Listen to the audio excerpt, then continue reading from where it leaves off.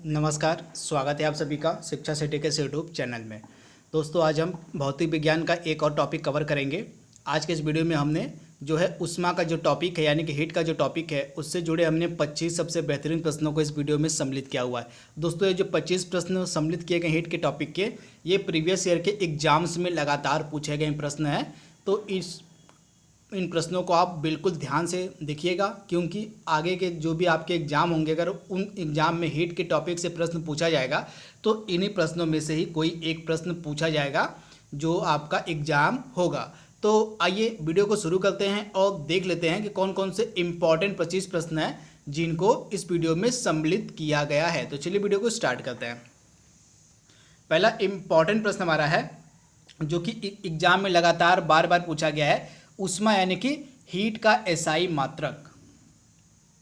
तो ऊष्मा यानी कि हीट का एसआई मात्रक क्या होता है? तो जूल आपका राइट आंसर हो जाएगा। जूल जो होता है यह ऊष्मा यानी कि हीट का एसआई मात्रक होता है। वही सीजीएस पद्धति की अगर हम बात करें तो सीजीएस पद्धति में ऊष्मा का मात्रक क्या होता है? तो सीजीएस पद्धति में ऊष्मा का मात्रक होता है कैलोरी। तो दोनों आपको याद रखना है, सीजीएस पद्धति में ऊष्मा का मात्रक क्या होता है और एसआई मात्रक क्या होता है ऊष्मा का। तो एसआई मात्रक होता है ऊष्मा का जूल होता है, और सीजीएस पद्धति में ऊष्मा का मात्रक होता है कैलोरी। तो दोनों आपको याद रखने हैं, दोनों में से कोई एक आपके एग्जाम में जरूर पूछा जाएगा। अगला इंपॉर्टेंट प्रश्न हमारा है, एक जूल कितने कैलोरी के समतुल्य होती है? यानी कि आपसे पूछा जा रहा है एक जूल में कितनी कैलोरी होती है। तो एक जूल में आपकी 0.04 कैलोरी होती है। तो आप इसे याद रखिएगा, एक जूल में 0.04 कैलोरी होती है। वही अगर हम एक कैलोरी की बात करें तो एक कैलोरी में कितने जूल होता है? तो एक कैलोरी में आपका 4.186 जूल होता है। तो दोनों आप याद रखिएगा, अगर हम एक कैलोरी की बात करें तो एक कैलोरी में आपका हो जाएगा 4.186 जूल, और अगर हम एक जूल की बात करें तो एक जूल में आपका हो जाएगा 0.24 कैलोरी। तो दोनों आप याद रखिएगा। अगला सुपर इंपॉर्टेंट प्रश्न हमारा है, ताप के मात्रक कौन कौन से इसमें से हैं? ताप यानी यहाँ पे टेम्परेचर के कौन कौन से मात्रक दिए हुए हैं ऑप्शंस में? तो सेंटीग्रेड ताप का मात्रक होता है, फ़ारेनहाइट भी ताप का मात्रक होता है, केल्विन भी ताप का मात्रक होता है। तो उपयुक्त तो सभी आपका आंसर हो जाएगा, यानी कि ऑप्शन डी इसका बिल्कुल सही है। उपयुक्त तीनों जो हैं ये ताप यानी कि टेम्परेचर के मात्रक हैं। इसमें से जो केल्विन है यह टेम्परेचर का एसआई मात्रक होता है, जिसे भी आप याद रखिएगा। इसमें से जो केल्विन है यह टेम्परेचर का एसआई मात्रक होता है। तो इसे भी आप याद रखिएगा, केल्विन को हम के से रिप्रेजेंट करते हैं। अगला इंपॉर्टेंट प्रश्न हमारा है, किसी द्रव में अशुद्धियों को मिलाने से द्रव का क्वथनांक क्या होगा? बढ़ जाएगा या घट जाएगा या स्थिर रहेगा या कोई परिवर्तन नहीं होगा? तो मान लीजिए किसी द्रव में किसी प्रकार की अगर अशुद्धि मिला दी जाती है तो उस द्रव का जो क्वथनांक है, उस द्रव का जो बॉइलिंग पॉइंट है वह बढ़ जाता है। यानी ऑप्शन ए आपका बिल्कुल सही हो जाएगा। किसी द्रव में अशुद्धियां मिला देने पर उसका जो क्वथनांक है, उसका जो बॉइलिंग पॉइंट है वह बढ़ जाता है। तो आपका राइट आंसर हो जाएगा ऑप्शन ए। ऑप्शन ए यानी कि बढ़ जाएगा। अगला इंपॉर्टेंट प्रश्न हमारा है, सैद्धांतिक रूप से किसी वस्तु का न्यूनतम संभव ताप कितना होता है? सुपर इंपॉर्टेंट प्रश्न, लगातार एग्जाम पूछा गया प्रश्न। तो सैद्धांतिक रूप से किसी वस्तु का जो न्यूनतम संभव ताप होता है वह होता है -273.15 डिग्री सेल्सियस। तो आप इसे याद रखिएगा, -273.15 डिग्री सेल्सियस जो होता है किसी वस्तु का सबसे न्यूनतम संभव ताप होता है। इस ताप को हम कहते हैं परम शून्य ताप। आप इसे याद रखिएगा, इस ताप को कहा जाता है परम शून्य ताप। यानी कि किसी वस्तु का जो सबसे न्यूनतम संभव तापमान होता है उसको हम कहते हैं परम शून्य ताप। यानी कि इस ताप के नीचे वस्तु का तापमान नहीं जा सकता है, तो इसी को हम कहते हैं परम शून्य ताप। परम शून्य ताप जो होता है यह होता है -273.15 डिग्री सेंटीग्रेड, तथा इसको हम किससे डिनोट करते हैं? तो इसको हम केल्विन पैमाने पर 0 के से भी प्रदर्शित करते हैं। इसे भी आप याद रखिएगा, इसको जो है परम शून्य ताप को केल्विन पैमाने पर 0 के से रिप्रेजेंट यानी कि प्रदर्शित करते हैं। तो इसे भी आप याद रखिएगा, जो परम शून्य ताप होता है इसको जो है केल्विन पैमाने पर 0 के से रिप्रेजेंट यानी कि प्रदर्शित किया जाता है। अगला सुपर इंपॉर्टेंट प्रश्न हमारा है, वह थर्मामीटर जो 0 डिग्री सेंटीग्रेड मापने हेतु उपयुक्त यानी 2000 डिग्री सेंटीग्रेड तापमान को मापने हेतु उपयुक्त थर्मामीटर कौन सा है? तो 2000 डिग्री सेंटीग्रेड तापमान को मापने के लिए जो है उपयुक्त थर्मामीटर कौन सा होता है? तो आपका राइट आंसर हो जाएगा ऑप्शन सी, यानी कि पूर्ण विकिरण थर्मामीटर के द्वारा जो है 2000 डिग्री सेंटीग्रेड का तापमान मापा जाता है। तो ऑप्शन सी इसका बिल्कुल सही है। अगला इंपॉर्टेंट प्रश्न हमारा है, वह निश्चित ताप जिस पर ठोस पदार्थ द्रव अवस्था में परिवर्तित हो जाए उस पदार्थ को क्या कहा जाता है? तो वह निश्चित ताप जिस पर कोई ठोस पदार्थ है, मान लीजिए यह ठोस पदार्थ है, अगर यह लिक्विड यानी कि द्रव में परिवर्तित हो जाता तो इसको हम क्या कहते हैं उस पदार्थ को? तो उसको हम उस पदार्थ का गलनांक कहते हैं, यानी ऑप्शन जो है ए इसका बिल्कुल सही हो जाएगा।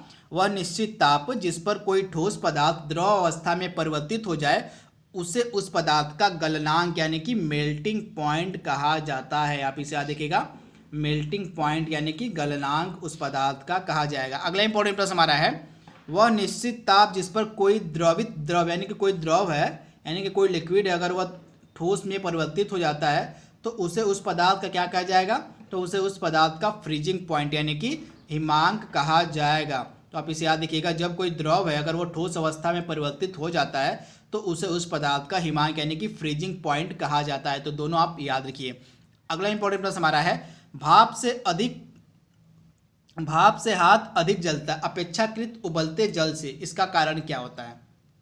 तो आपने देखा होगा भाप से जले हुए हाथ में दर्द अधिक होता है अपेक्षाकृत उबलते जल से जो हाथ जलता है। तो इसका कारण क्या होता है? क्योंकि जो भाप की गुप्त ऊष्मा होती है वो सर्वाधिक होती है। तो ऑप्शन जिसका ए बिल्कुल सही हो जाएगा। भाप में जो गुप्त ऊष्मा पाई जाती है वह सर्वाधिक होती है, इसी कारण से जो है भाप से जब हाथ जलता है तो हमें अधिक दर्द का अनुभव होता है। तो ऑप्शन ए इसका बिल्कुल सही हो जाएगा, भाप में गुप्त ऊष्मा होती है। अगला इंपॉर्टेंट प्रश्न हमारा है, कितने डिग्री पर सेंटीग्रेड और फ़ारेनहाइट तापक्रम समान रहते हैं?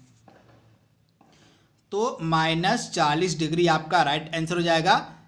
-40 डिग्री पे जो है फ़ारेनहाइट और जो है सेल्सियस जो है दोनों तापक्रम समान रहते हैं। तो -40 डिग्री ये लगातार एग्जाम में प्रश्न पूछा गया, आप इसे याद रखिएगा। अगला इंपॉर्टेंट प्रश्न हमारा है, एक स्वस्थ मनुष्य के शरीर का ताप कितना होता है? तो एक स्वस्थ मनुष्य के शरीर का ताप कितना होता है? तो 98.4 आपका क्या आंसर हो जाएगा? 98.4 डिग्री फ़ारेनहाइट। तो आप इसे याद रखिएगा, एक स्वस्थ मनुष्य के शरीर का ताप कितना होता है? तो 98.4 डिग्री फ़ारेनहाइट आपका राइट आंसर हो जाएगा। यानी ऑप्शन जो यहाँ पे डी है, ऑप्शन जो यहाँ पे डी है आपका बिल्कुल सही हो जाएगा। आप इसे याद रखिएगा, जो एक स्वस्थ मनुष्य होता है उसका जो ताप होता है शरीर का वो होता है 98.4 डिग्री फ़ारेनहाइट। अगर सेल्सियस पैमाने में बात करें तो सेल्सियस पैमाने पर एक स्वस्थ मनुष्य का शरीर का सामान्य तापक्रम कितना होता है? तो 36.9 डिग्री। तो आप इसे याद रखिएगा, दोनों फ़ारेनहाइट पैमाने पर और सेल्सियस पैमाने पर जो है शरीर का तापमान कितना होता है? तो फ़ारेनहाइट पर होता है हमारा 98.4 डिग्री फ़ारेनहाइट और सेल्सियस पैमाने पर हमारा शरीर का ताप होता है सामान्य 36.9 डिग्री। तो आप इसे याद रखिएगा, दोनों आपके एग्जाम के लिए मोस्ट इंपॉर्टेंट है। अगला इंपॉर्टेंट प्रश्न हमारा है, परम शून्य ताप क्या होता है? सुपर इंपॉर्टेंट प्रश्न, मैंने आपको इसके बारे में बताया है। तो परम शून्य ताप क्या होता है? तो परम शून्य ताप होता है सैद्धांतिक रूप से न्यूनतम संभव तापमान। तो मैंने आपको बताया था सैद्धांतिक रूप से जो न्यूनतम संभव तापमान होता है उसी को हम परम शून्य ताप कहते हैं। यह कितना होता है? तो -273.15। आप इसे याद रखिएगा, -273.15 डिग्री सेंटीग्रेड जो तापमान होता है यह परम शून्य ताप कहलाता है। यानी कि किसी वस्तु का जो तापमान है यह इसके नीचे नहीं जा सकता, यह सबसे न्यूनतम संभव तापमान होता है तथा इसको हम केल्विन पैमाने पर 0 K से रिप्रेजेंट यानी कि प्रदर्शित करते हैं। अगला इंपॉर्टेंट प्रश्न हमारा, जब बर्फ पिघलती है तब आयतन बढ़ता है, आयतन घटता है, द्रव्यमान बढ़ता है या द्रव्यमान घटता है? सुपर इंपॉर्टेंट प्रश्न। तो जब बर्फ पिघलती है तो आयतन जो है घटता है। तो आप इसे याद रखिएगा, जब भी बर्फ पिघलती है तो आयतन घटता है, यानी ऑप्शन ए इसका बिल्कुल सही हो जाएगा। जब भी बर्फ पिघलती है तो आयतन जो है घटता है, तो इसे आप याद रखिएगा। अगला इंपॉर्टेंट प्रश्न हमारा है, थर्मोस्टेट का इस्तेमाल किया जाता है। सुपर इंपॉर्टेंट ये भी प्रश्न है। तो थर्मोस्टेट का इस्तेमाल किस लिए किया जाता है? तो तापमान को स्थिर रखने के लिए। तो आप इसे याद रखिएगा, आपने देखा होगा जो रेफ्रिजरेटर होता है या हमारा जो फ्रिज होता है उसमें थर्मोस्टेट का इस्तेमाल किया जाता है। उस थर्मोस्टेट का मेन कार्य क्या होता है? तो तापमान को स्थिर रखना। तो आप इसे याद रखिएगा, थर्मोस्टेट का जो इस्तेमाल है वह तापक्रम को स्थिर रखने के लिए किया जाता है। अगला इंपॉर्टेंट प्रश्न हमारा है, रेफ्रिजरेटर में खाद्य पदार्थों को ताज़ा रखने के लिए सुरक्षित तापमान कितना होता है? तो 4 डिग्री सेल्सियस। आप याद रखिएगा, 4 डिग्री सेल्सियस जो तापमान होता है वह उस पर रेफ्रिजरेटर में जो है खाद्य पदार्थों को सुरक्षित रखा जाता है। तो आप इसे याद रखिएगा, ऑप्शन जो इसका है ये ए, यानी कि 4 डिग्री सेल्सियस। आप इसे याद रखिएगा। अगला इंपॉर्टेंट प्रश्न हमारा है, यदि दवा का तापमान बढ़ता है तो उसकी जलवाष्प ग्रहण करने की क्षमता क्या होगी? घटेगी, बढ़ेगी, पहले घटती है या पहले घटेगी फिर बढ़ेगी, या कोई प्रभाव नहीं पड़ेगा?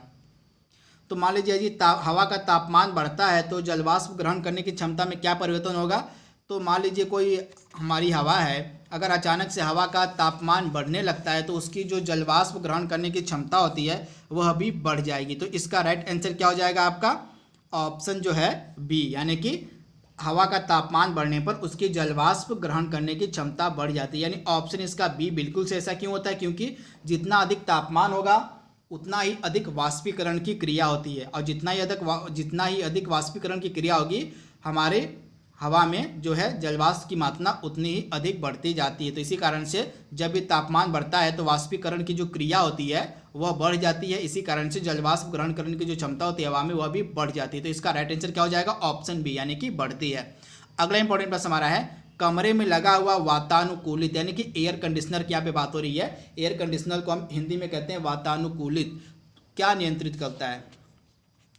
तो एसी क्या नियंत्रित करता है? तो एसी का जो मेन कार्य होता है वह केवल आर्द्रता व तापक्रम को नियंत्रित करता है, यानी ह्यूमिडिटी और टेम्परेचर को नियंत्रित करना कार्य होता है वातानुकूलित का, यानी कि एसी का। यानी ऑप्शन इसका बी बिल्कुल सही है, केवल आर्द्रता एवं तापक्रम को नियंत्रित करना। अगला इंपॉर्टेंट प्रश्न हमारा है, निम्नलिखित अवस्थाओं में से किसमें गीले कपड़े सबसे जल्दी सूख जाएंगे? ये आपके विवेक के ऊपर प्रश्न है। ये आपकी सामान्य जानकारी होनी चाहिए कि मतलब जो कपड़े होते हैं किस परिस्थिति में ज़्यादा सूखेंगे। ज़्यादा आर्द्रता होगी या कम तापमान होगा तब जल्दी सूखेंगे, या कम तापमान होगा ज़्यादा आर्द्रता होगी तब सूखेंगे, या आर्द्रता कम और ज़्यादा तापमान उस परिस्थिति में कपड़े जल्दी सूखेंगे। तो आपके पास 4 ऑप्शन दिए गए, इन ऑप्शन को देखो आपको बताना है। तो पहला ऑप्शन हमारा क्या कह रहा है? 100 डिग्री आर्द्रता, 100% आर्द्रता और 60% तापक्रम पर कपड़े जल्दी सूखेंगे, या 100% आर्द्रता और 20% तापक्रम पर कपड़े ज़्यादा सूखेंगे, जल्दी सूखेंगे, या 20% आर्द्रता और 20% तापक्रम पर कपड़े जल्दी सूखेंगे, या 20% आर्द्रता और 60% तापक्रम पर कपड़े जल्दी सूखेंगे। तो इसका राइट आंसर क्या हो जाएगा? ऑप्शन डी, यानी कि जितनी कम आर्द्रता होगी और जितना ज़्यादा टेम्परेचर होगा उतनी ही जल्दी कपड़ा हमारा सूखेगा। तो राइट आंसर आपका हो जाएगा ऑप्शन डी, यानी कि 20% आर्द्रता और 60% तापक्रम होगा, इस परिस्थिति में गीला कपड़ा जल्दी सूखेगा। आप याद रखिएगा, जितनी ही कम ह्यूमिडिटी हमारे एटमॉस्फेयर में रहेगी, जितनी ही कम आर्द्रता हमारे एटमॉस्फेयर में रहेगी और जितना ही ज़्यादा टेम्परेचर हमारे एटमॉस्फेयर में रहेगा उतनी ही जल्दी गीला कपड़ा सूखेगा। तो आप इसे याद रखिए।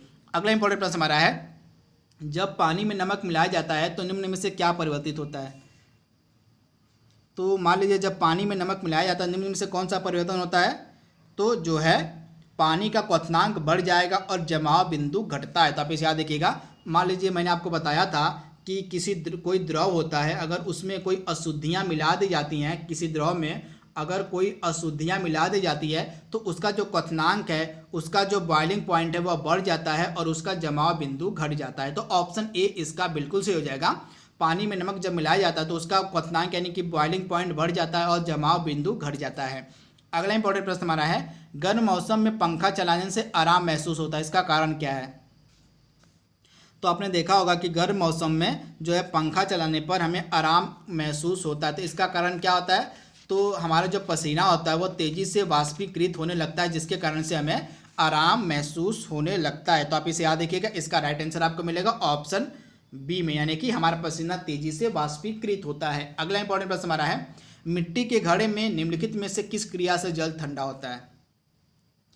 तो वाष्पीकरण की जो क्रिया होती है इसके कारण से मिट्टी का जो घड़ा होता है उसमें जल ठंडा होता है। आपने देखा होगा जो मिट्टी का घड़ा होता है, मान लीजिए यह एक मिट्टी का घड़ा है, तो यह मिट्टी का जो घड़ा है इसके किनारे किनारे आपने देखा होगा छोटे छोटे असंख्य छिद्र होते हैं। इन्हीं छिद्रों की सहायता से जो होते हैं, इन्हीं सूक्ष्म छिद्रों की सहायता से जो है पानी का रिसाव होता रहता है धीरे धीरे, जिसके कारण से जो घड़े की जो सतह होती है जो घड़े की, वह हमेशा गीली बनी रहती है। तो इसी कारण से तथा छिद्रों से निकलता जो पानी धीरे धीरे निकलता रहता है इन छिद्रों से, इसका वाष्पीकरण भी होता रहता है। तो इसी कारण से अंदर का जो घड़े का पानी होता है वह हमेशा ठंडा बना रहता है। तो आप इसे याद रखिएगा। अगला इंपॉर्टेंट प्रश्न हमारा है, प्रेशर कुकर में भोजन कम समय में तैयार हो जाता है, इसका कारण क्या है? तो आपने देखा होगा जो प्रेशर कुकर होता है उसमें जो भोजन है बहुत ही जल्दी तैयार हो जाता है। तो इसका कारण क्या होता है? अधिक दाब पर पानी अधिक तापक्रम पर उबलता है, यानी जितना अधिक दाब होगा जो है उतना ही अधिक टेम्परेचर, मतलब उतना ही अधिक बॉइलिंग पॉइंट पे पानी उबलता है। तो इसका राइट आंसर आपका हो जाता है ऑप्शन जो है ए, यानी ऑप्शन ए इसका बिल्कुल सही हो जाएगा, यानी कि जल का क्वथनांक बढ़ जाता है। आप याद रखिएगा, जो है आपने देखा होगा प्रेशर कुकर जो है इसमें दाब की जो मात्रा होती है वो सबसे अधिक होती है। क्या होती है? जितना अधिक प्रेशर कुकर में दाब होता है उतना ही अधिक क्वथनांक पर जो है पानी उबलने लगता है, तथा क्वथनांक जब बढ़ जाता है तो जो भोजन है वह जल्दी पक जाता है। तो इसे भी आप याद रखिएगा, जितना अधिक दाब होगा उतना ही अधिक तापक्रम पे पानी उबलता है, जिसके कारण से प्रेशर कुकर का जो भोजन होता है वो जल्दी तैयार हो जाता है। तो आप इसे याद रखिएगा, इसका राइट आंसर आपको मिलेगा ऑप्शन ए, जल का क्वथनांक बढ़ जाता है। अगला है, जलयुक्त ग्लास में तैरता हुआ बर्फ का टुकड़ा जब पिघलता है तो पानी के स्तर में क्या परिवर्तन होगा? पानी का स्तर गिरेगा, ऊपर उठेगा, वही रहेगा, या इसमें से कोई परिवर्तन नहीं होगा? तो आपने देखा होगा जो है जलयुक्त ग्लास में मान लीजिए तैरता हुआ कोई बर्फ का टुकड़ा है, अगर उसमें पिघल जाता है तो उसमें क्या परिवर्तन हो जाता है? तो इसका राइट आंसर होगा वही रहेगा, मतलब जल का जो लेयर है वो उतनी ही बनी रहती है, यानी मतलब कोई परिवर्तन नहीं होता। तो ऑप्शन सी इसका बिल्कुल सही है। अगला इंपॉर्टेंट प्रश्न हमारा है, जो कि आज का लास्ट प्रश्न भी है, जल का घनत्व यानी कि जल की जो डेंसिटी होती है वो अधिकतम किस में होती है? सुपर इंपॉर्टेंट प्रश्न, लगातार एग्जाम पूछा गया प्रश्न। तो जल की जो डेंसिटी होती है वो सर्वाधिक कब होती है? तो 4 डिग्री सेंटीग्रेड पे। आप इसे याद रखिएगा, 4 डिग्री सेंटीग्रेड पे जो है जल का घनत्व तो अधिकतम होता है तथा इसका आयतन न्यूनतम होता है। इसे आप याद रखिएगा, जो है आयतन यहाँ पे हम लिख दे रहे हैं, आयतन जो होगा वह न्यूनतम होता है, यानी कि 4 डिग्री सेंटीग्रेड पे जल का जो आयतन होता है वह न्यूनतम यानी कि सबसे कम होता है, और जल का जो घनत्व होता है वह अधिकतम होता है। यह भी लगातार एग्जाम में पूछा गया प्रश्न है। तो दोस्तों यहाँ पे हमने हीट का जो टॉपिक था उससे जुड़े 25 प्रश्नों को हमने कवर कर लिया है। आई होप आपको वीडियो पसंद आया होगा। तो आज के लिए बस इतना ही। Thank you, thanks for watching, thank you.